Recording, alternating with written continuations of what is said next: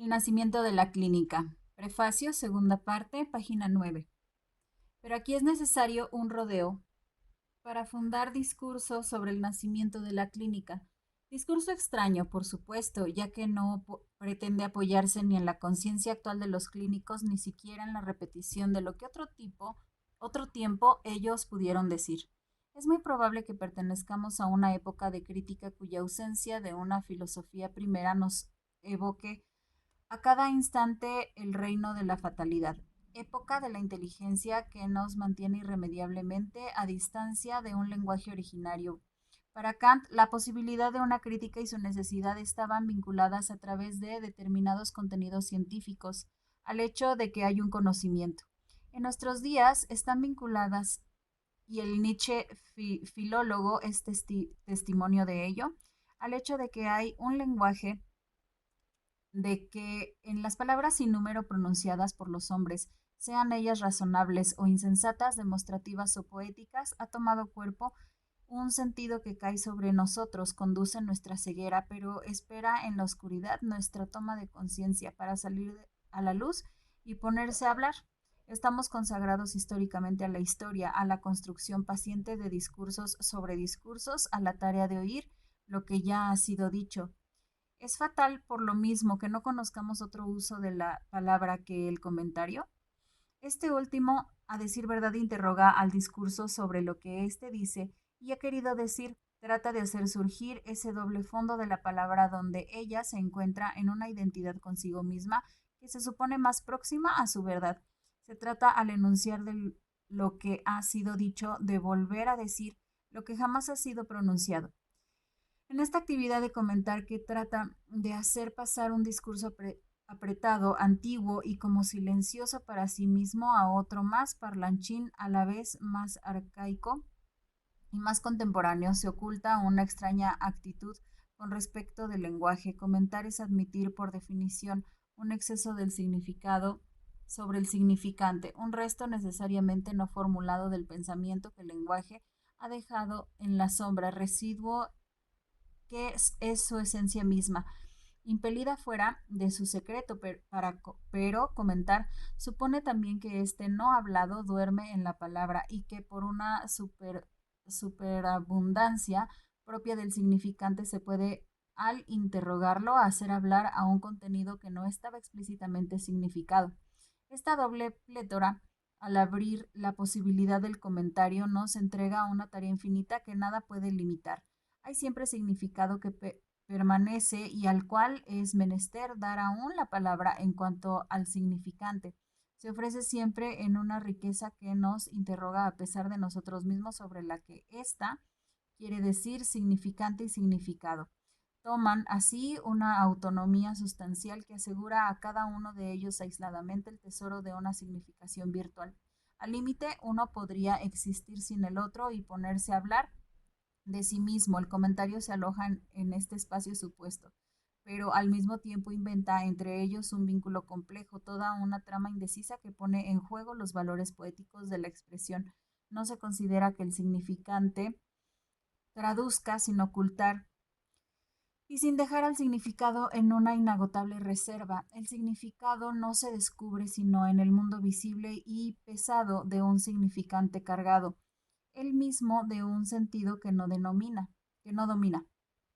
Cuando el comentario se dirige a los textos, todo el lenguaje como una conexión simbólica, es decir, como una relación en parte natural, en parte arbitraria, jamás adecuada, desequilibrada por cada lado por el exceso de todo lo que puede reunirse en un mismo elemento simbólico y por la proliferación de todas las formas que pueden simbolizar un único tema. El comentario se apoya sobre este postulado de que la palabra es acto de traducción, de que tiene el peligroso privilegio de las imágenes de mostrar ocultando y de que puede ser indefinidamente sustituida por ella misma en la serie abierta de las repeticiones discursivas, es decir, se apoya en una interpretación psicológica del lenguaje que señala el estigma de su origen histórico, la exégesis que escucha a través de los entredichos, de los símbolos, de las imágenes sensibles, a través de todo el aparato de la revelación, el verbo de Dios, siempre secreto, siempre más allá de sí mismo, Comentamos desde hace años el lenguaje de nuestra cultura, en este punto precisamente en el cual habíamos esperado en vano durante siglos la decisión de la palabra. Por definición, hablar sobre el pensamiento de otros, tratar de decir lo que ellos han dicho, es hacer un análisis del significado, pero es necesario que el significado sea siempre tratado como un contenido, como un encadenamiento de temas presentes, los únicos en los otros, de un modo más o menos implícito. No es posible hacer un análisis estructural del significado que escape a la fatalidad del comentario, dejando en su adecuación de origen significado y significante. Será menester entonces tratar los elementos semánticos, no como núcleos autónomos de significaciones múltiples, sino como segmentos funcionales que forman gradualmente sistema. El sentido de una proposición no se definiría por el tesoro de intenciones que ésta contuviera, descubriéndola y reservándola a la vez, sino por la diferencia que la articula sobre los demás enunciados reales y posibles, que le son contemporáneos o a los cuales se opone en la serie lineal del tiempo. Entonces aparecería la forma sistemática del significado. Hasta el presente, la historia de las ideas no conocía sino dos métodos. El uno, estético, era el de la analogía de una analogía cuyas vías de difusión se seguían en el tiempo, génesis, filiaciones, parentescos, influencias, o en la superficie de una región histórica determinada, el espíritu de una época, su Weltanschauung, sus categorías fundamentales, la organización de su mundo sociocultural. El otro, psicológico, era el de la negación de los contenidos.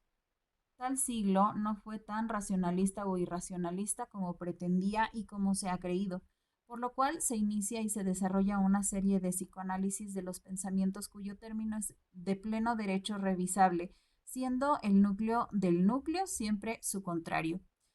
Se desearía intentar aquí un análisis estructural de un significado, el objeto de la experiencia médica, en una época en la cual, antes de los grandes descubrimientos del siglo XIX, este ha modificado menos sus materiales de su forma sistemática. La clínica es a la vez un nuevo corte del significado y el principio de su articulación en un significante, en el cual tenemos la costumbre de reconocer en una conciencia adormecida el lenguaje de una ciencia positiva. A quien quisiera hacer su inventario temático, la idea de clínica parecería sin duda cargada de valores demasiado turbios. Probablemente se descifrarían en ella figuras incoloras como el efecto singular de la medicina sobre el enfermo, la diversidad de los temperamentos individuales, la probabilidad de la evolución patológica, la necesidad de una percepción en acecho inquieta por las menores modalidades visibles, la forma empírica acumulativa e indefinidamente abierta del saber médico, tantas viejas nociones empleadas desde hace mucho tiempo y que formaban ya, sin ninguna duda, el bagaje de la medicina griega. Nada en este arsenal cuya herrumbre lleva la huella de todos los tiempos puede designar claramente lo que ha pasado en el viaje del siglo XVIII, cuando al volverse a poner en juego el viejo tema clínico, se produjo, si hay que creer en las apariencias prematuras, una mutación esencial en el saber médico. Pero considerada en su estructura formal, la clínica aparecía para la experiencia del médico como un nuevo perfil de lo perceptible y de lo enunciable, nueva distribución de los elementos discretos del espacio corporal, aislamiento, por ejemplo, del tejido, región funcional en dos dimensiones, que se opone a la masa funcionante del órgano y constituye la paradoja de una superficie interior. Reorganización de los elementos que constituyen el fenómeno patológico. Una gramática de los signos ha sustituido a una botánica de los síntomas. Definición de las series lineales de acontecimientos mórbidos, por oposición a la maraña de las especies nosológicas. Articulación de la enfermedad en el organismo, desaparición de las entidades mórbidas generales que agrupan los síntomas en una figura lógica, en provecho de un estatuto local que sitúa al ser de la enfermedad con sus causas y sus efectos en un espacio de tres dimensiones. La aparición de la clínica como hecho histórico debe identificarse con el sistema de estas reorganizaciones. Esta nueva estructura está señalada, pero por supuesto no agostada, por el cambio ínfimo y decisivo que ha sustituido la pregunta ¿qué tiene usted?, con la cual se iniciaba en el siglo XVIII el diálogo del médico y del enfermo,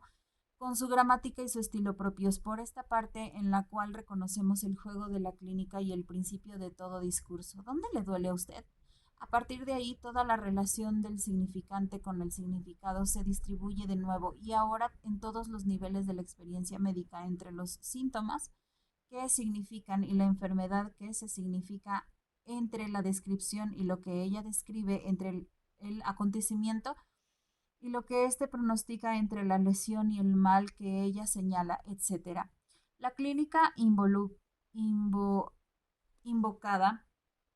sin cesar por su empirismo, la modestia de su atención y el cuidado con el cual deja venir silenciosamente las cosas bajo la mirada sin turbarlas con ningún discurso, debe ser importancia real al hecho de que es una reorganización en profundidad no solo del discurso médico, sino de la posibilidad misma de un lenguaje sobre la enfermedad. La contención del discurso clínico proclamada por los médicos, rechazo de la teoría, abandono de los sistemas, no filosofía, indica en secreto esta reserva inagotable a partir de la cual ella puede hablar, la estructura común que corta y articula lo que ve y lo que dice. La búsqueda aquí emprendida implica, por lo tanto, el proyecto deliberado de ser crítica en la medida en que se trata, fuera de toda atención prescriptiva, de determinar las condiciones de posibilidad de la experiencia médica, tal como la época moderna la ha conocido. De una vez por todas, este libro no está escrito por un médico contra otro o contra la medicina por una ausencia de medicina. Aquí, como en otras partes, se trata de un estudio estructural que intenta descifrar en el espesor de lo histórico las condiciones de la historia misma. Lo que cuenta en los pensamientos de los hombres no es tanto lo que han pensado, sino lo pensado, que desde el conocimiento del juego los sistematiza, haciéndolos para el resto del tiempo indefinidamente accesibles al lenguaje y abiertos a la tarea de pensarlos de nuevo.